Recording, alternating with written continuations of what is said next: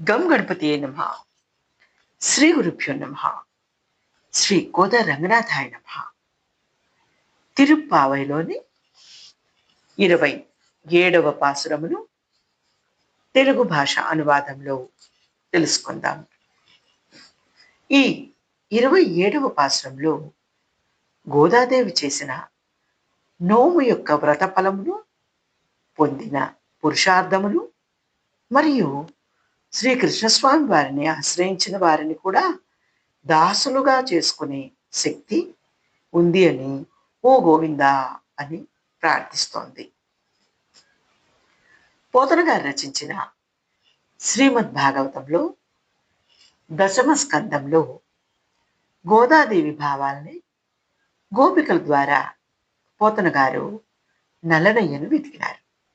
ఆ పద్యం ఇదిగో.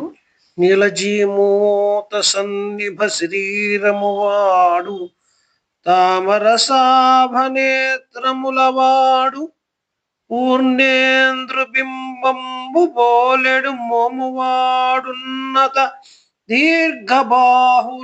బాహులవాడు శ్రీవత్సలాంఛనాంచిత మొహోరమువాడు కౌస్తవమణి పథకంబువాడు శ్రీకర పీత కౌశేయ చేలమువాడు మకర కుండల దీప్తి మలయువాడు రాజ ఇంతంతవాడని రానివాడు మెరసి దిక్కుల నెల్లను మెరయువాడు తెలిసి ఏ వేళలందైన తిరుగువాడు పట్టనేర్చిన గాని లోబడనివాడు. ఈ పద్యం యొక్క భావం ఇలా.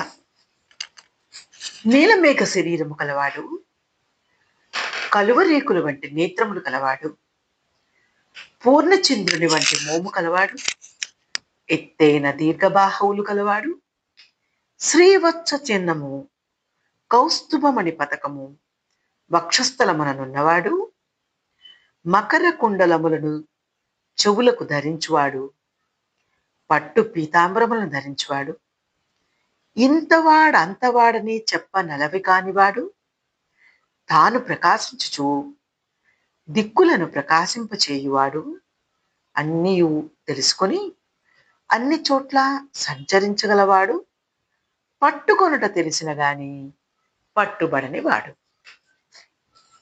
ఇక ఈ తిరుపావై 27వ పాసురం యొక్క భావం తెలుగు భాష తీయతరంలో.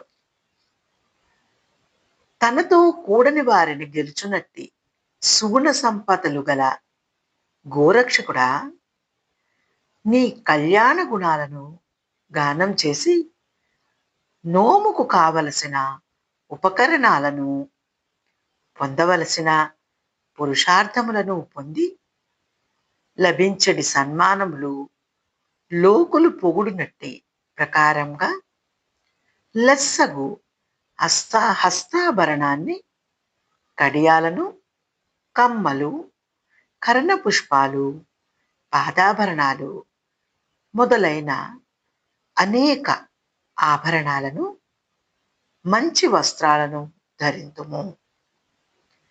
వాని వెనుక పాలన్నము మునుగునట్లు నెయ్యి ఉంచి మోచేతి వరకు కారునట్లు దేవరవారితో అందరం కూడి హాయిగా ఆరగింతుము. మీరు మాకు ప్రేమతో తినిపించాలి. ఇదే కదా మన వ్రతం. విష్ణు చిత్తు తనోజాయై గోదాయై నమః.